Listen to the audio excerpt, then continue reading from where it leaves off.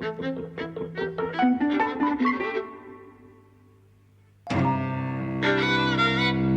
and welcome to Eavesdropping at the Movies. I'm Mike. And I'm Jose. And we've been to see Men. Ugh. Yes, I feel very let down. I was bored. I was so bored. I was teetering on board. I was completely bored. I looked at my watch like 3 or 4 times. And, I was sometimes bored and actually sometimes angered. Because it's so pretentious. Not nearly as profound as it would like to think it is. Before we get into talking about it in detail, because it can be spoiled, it's a horror film with, a bit of a twist here and there, or revelation Not at least. much. A bit of a, let's say what it's about. If you've seen the trailer, you'll know it's about Jessie Buckley running off to a sort of secluded village in Gloucestershire, and she's surrounded by men who are all played by Rory Kinnear. And as to what's going to happen and what that's going to be about, is it real, is it not, maybe we'll find out. Well, that's in spoiler territory, right? But that's kind of the idea, is she's been surrounded by men and, as the film goes on, kind of tormented by them. And what she's really being tormented by is her own grief. It's one of these films, it's along the lines of... Well... It's along the lines of like a Don't Look Now. Yeah, no, I don't think she's being tormented by her own grief. I think she's being tormented by toxic masculinity, by, male privilege and patriarchy. Well, it's her own grief, which is kind of brought on by those. Well, yeah. Or actually, okay. So I guess we're already getting into details spoilers, of the film. So, yeah, the husband hits her. So Yeah. Well, I think the thing is, so we should say now we're into details of the story. There is another man in this film, another male actor, and that's her husband, who we see in flashback. We see right at the very beginning, and then in flashback that comes back and. We're told the story of this day on which he died, an argument that led up to it, which was about her trying to separate from him and get a divorce, and him not taking it well, and threatening her that he will kill himself if she leaves him, and it'll be on her. It'll be her fault that he did this. She's texting with her friend. He's really scaring me. I'm terrified. He sees, threatens her, and ends up hitting her. Immediately goes to try to apologise, but she kicks him out the flat. Before you know it, he's falling from the window out of which she's staring, and he dies, hitting the ground and getting impaled on railings. As to whether it's a deliberate suicide or not, we don't know, and that's explicit that she doesn't know either. He may have been climbing down from an upstairs floor to try and get in and slipped. She explicitly says, I don't know whether it's deliberate or not. The thing about what she's being tormented by, I think, is complicated by the idea that the film invokes the biblical story of Adam and Eve. I mean, and the story about Adam and Eve. I'm not saying it's clever. It's blindingly obvious just from the trailer. The trailer. I'm not arguing with you, but actually, I think, to me, rather than that complicating things, it sort of oversimplifies things, right? Because what you have is you begin with the story of Adam and Eve, so right from the beginning. And then you have Rory Kinnear playing, the landowner, the policeman, the vicar, and even the village idiot. And at the end of the film, what do all of those give birth to? Her husband. Yeah. Right? No, absolutely. It is doing that. So banal. But the question of... that's absolutely right. But I think the thing that the Adam and Eve story brings into it is the idea that it's basically like the key story in sort of... Western literature, if you like. Well, it's not Western, but Christian understandings of the world, right? But it's inherently patriarchal. It's a key story about women being blamed for the downfall of man, sort of thing. It's like that's why it would be about her guilt, putting that on her. He tries to make it about her guilt. If I kill myself, it's on you. Yes, yes, there is that, but also, isn't Eve just one of Adam's ribs or something? Yeah. So, so it's both things. Is that she's really just an adjunct and an outgrowth of him, but the outgrowth that needs to be blamed for all his failings, right? I was so disappointed when he gets to the very, very end and it's this sequence of giving birth, which is... And people are talking about it getting all weird and Cronenberg, and it does have that. I mean, it's body horror. But the idea that the Rory Kinnear kind of series of characters start giving birth, and we see very clearly this vaginal canal that they all have, and it's a series of births. The idea that is horrific is close to misogynist, if not outright misogynist, that all of a sudden the birth canal becomes the focus of what's horrific. Ultimately, the husband character is what's given birth to. They sit down together and she says, "What do you want from me?" And he says, "Your love." And you're like, well, very clever. It's a toxic man, and he's acting and he's tormenting her in all these ways. In the patriarchal sort of system, he's acting out and tormenting her. But all he wants is to be loved, and that's the way he sees it. And actually, the film is so ill-judged because, the idea that all of these men tormenting a woman is somehow an indictment of toxic masculinity is outrageous, because that's what they do. Rory Kinnear and Alex Garland, have designed this thing where Jessie Buckley gets kind of tormented for like an hour and a half, and that's kind of their critique of toxic masculinity. For us to watch a woman suffer and scream and be terrorized and be blamed for the ills of the world. I mean, yeah, the thing is, in the trailer, because I remember looking forward to this, because Alex Garland, he was a novelist at first. He wrote The Beach, and then that was adapted into the Danny Boyle film. Not his screenplay. Screenplay was by John Hodge, but then he did go on to write screenplays. He wrote 28 Days Later, I think, and Sunshine. And then he became a director himself with Ex Machina in, I want to say, about 2013. Yes, I quite liked Ex Machina. Ex Machina was terrific, and it was an intelligent, interesting exploration of male and female relationships, and it was really about the way that men construct the women that they want. It was great. And then Annihilation, which we did on the podcast, and on the podcast I remember I was not getting into, it's not that I wasn't getting into the film, but I wasn't understanding it. It took me like a year after that podcast to start to get a grip on what was complex and interesting about it, but I'd like it more and more. And even at the time, it was beautiful and odd, and there were things that we liked, lots of things. So there's a lot to look forward to about this.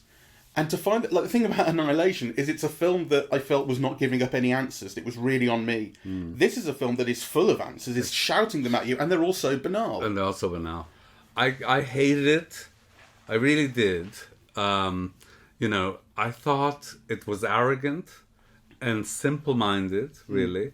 I also thought I didn't like that Rory Kinnear played every part, though obviously if this is going to be your message, he needs to. But he's not an interesting enough actor, to carry it, really.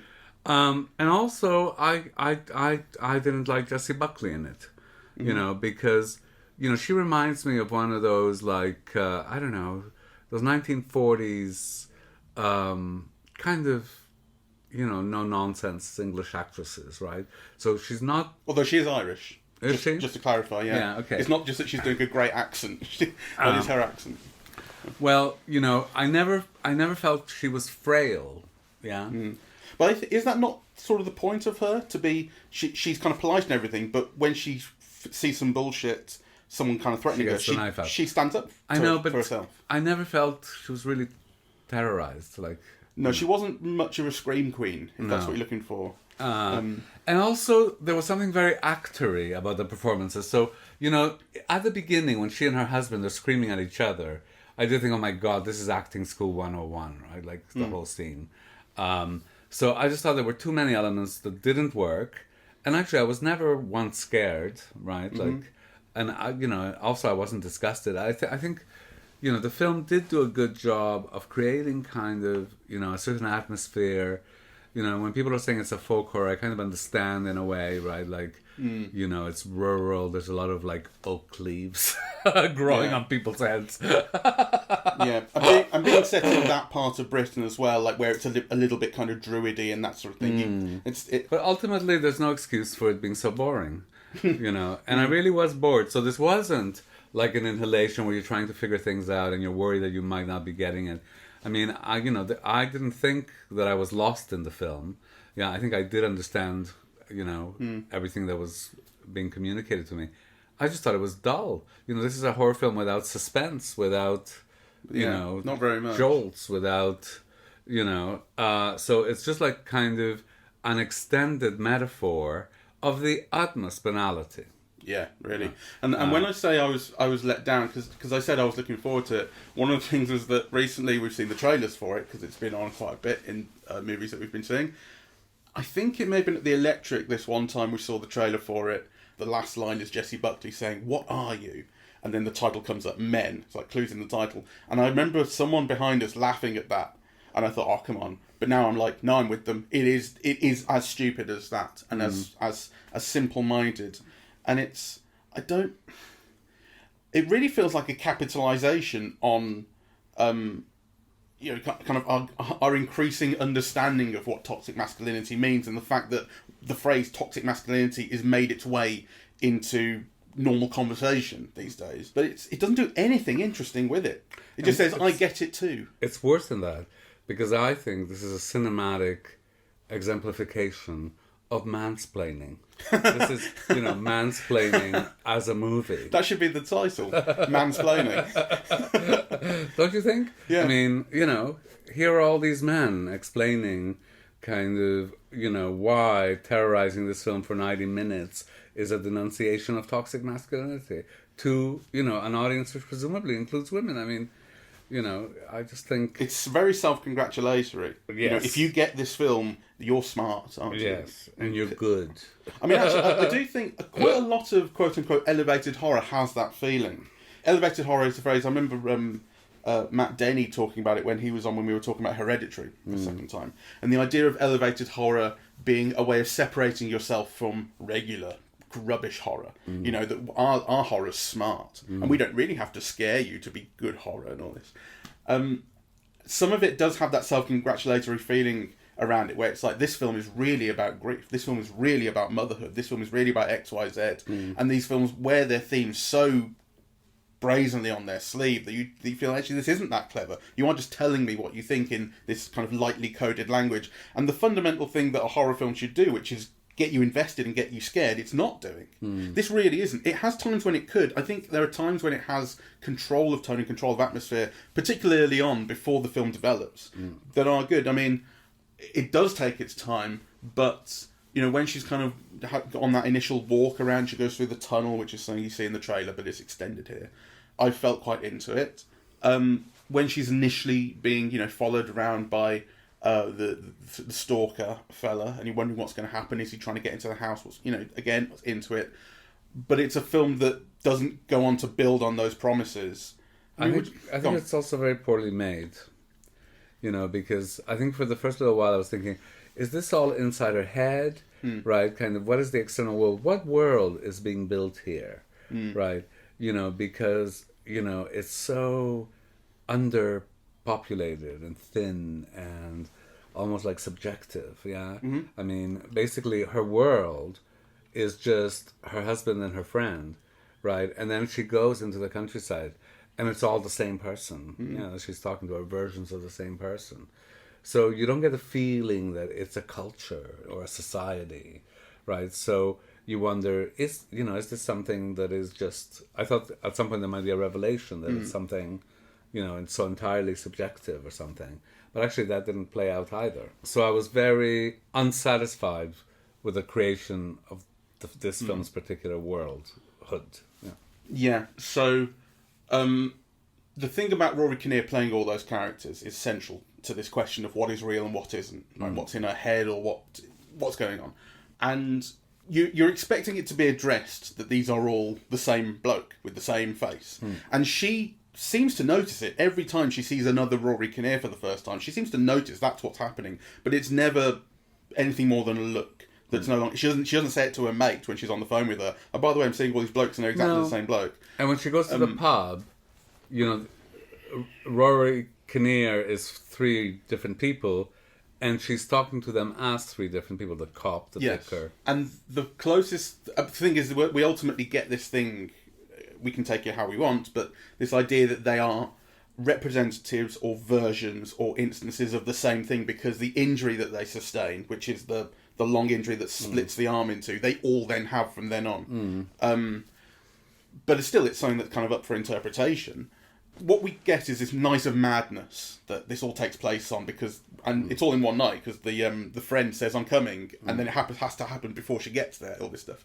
Then the friend gets there in the morning, and she sees the after effects of what's happened the night before. So we know that something is real, right? We see blood trails through the house. We see, I can't remember what else we see, but we get a couple of shots that say, oh, this was real to some extent. Yes. But that's then where the film ends. And that's where you're never clear, because, so actually the film would like to have us think that this has all been like objective. Yeah, that, these people did exist, that this blood is there, the car did crash, it's broken, yeah, and the friend witnesses it. So, yeah. That's right, the car that's smashed up. So that's very unsatisfactory. As is the whole film. I think the idea is for it to remain completely subjective, but that doesn't add anything to it, I don't think. No. This is disdainful filmmaking, or filmmaking that's disdainful of its audience, because it makes no attempts to cater to them or to offer them any pleasure. It's like, I'm going to teach you a lesson, and I'm going to offer you this kind of extended metaphor, and your job, if you're a good little student, is to decipher what I am coding for you. School-marmy and lazy, because people have gone to see a horror film. They want to be scared, they want to be thrilled, they want a world, they want excitement. There's no attempt to provide any of that. I think it's shot absolutely beautifully, but the lighting in the apartment scenes is beautifully gorgeous. shot. The lighting when she first gets into the cottage is beautiful and soft, and it looks like beautiful photographs at times. And now when she's out on that walk, again, beautiful. Like, there's real pleasure in just the images. Yes. There's that. I also hated the soundtrack. I thought it was such a cliche. Woo-hoo. Exactly. It makes for a much better trailer than it does a soundtrack. Remember the trailer again for Annihilation? The trailer was a really weird, wonky sort of sci-fi soundtrack that you hadn't heard anything like it before. Carried through into the film, I think. This doesn't carry through into the film. It makes for a much better bit of trailer music. I mean, the trailer is much better than the film, but then how could it be worse? I suppose. Yes. I mean, I think this is the film I've most disliked in quite a while. Everything is so spelled out, and kind of the symbolism is so heavy-handed. Forbidden fruit. Yeah, it's, you're just waiting for it all to end. Kind of, Anyway. Enough. So thank you very much for listening. We are eavesdropping at the movies, and we are on Apple Podcasts, Apple Forbidden Fruit, Audible, Google Podcasts, Spotify, SoundCloud, and YouTube. On social media, we're on Facebook and Twitter, and the website is eavesdroppingatthemovies.com. Yes, we suffer so you don't have to. Thank you very much for listening. Bye-bye.